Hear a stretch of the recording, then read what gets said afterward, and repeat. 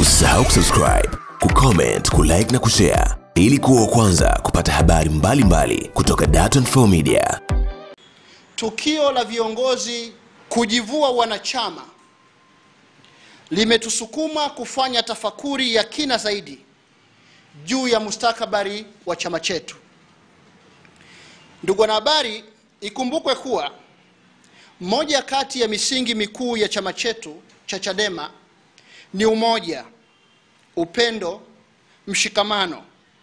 Na kwa muda mrefu mambo haya yamekuwa silaha tunazojivunia ndani ya Chadema. Chama chetu kwa sasa, chuki za wenyewe kwa wenyewe, chuki za sisi kwa sisi zimekuwa kubwa kuliko chuki dhidi ya mifumo kandamizi na ya kinyonyaji, na pengine hata dhidi ya washindani wetu wa kisiasa ambao ni Chama cha Mapinduzi. Vita ya ndani imekuwa kubwa kuliko vita ya nje.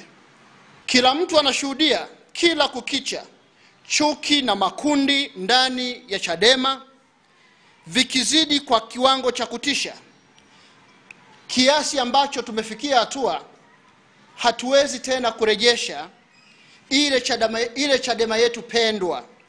Matokeo yake, Chadema imeingia katika zama mpya, zama ambazo vijana na wanachama wetu huko nje wanatambulika kwa matusi na utovu wa nidhamu tofauti na hapo awali.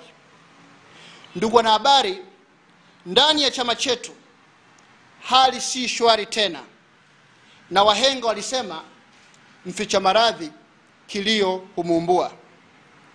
Ndio maana sisi wanachama wa Chadema tuliokuwa watiania wa ubunge na ambao tumeshika nyasfa na majukumu mbalimbali ya kiutendaji ndani ya chama hiki, tumesukumwa leo kuja mbele yenu kueleza masikitiko yetu makubwa ya namna mambo yanavyoenda ndivyo sivyo ndani ya chama chetu. Ndugu wanahabari, haya yanayotokea sasa ndani ya Chadema ni kielelezo cha kushindwa na kukwama mapema kabisa kwa uongozi uliopo. Uongozi umeshindwa kukiunganisha chama na wanachama,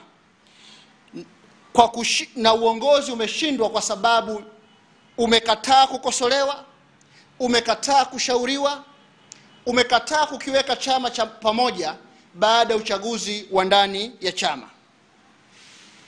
Sio siri tena kuwa ndani ya Chadema tunaishi kwa makundi, na sitokosea nikisema ndani ya Chadema kuna vyama viwili ndani ya chama kimoja.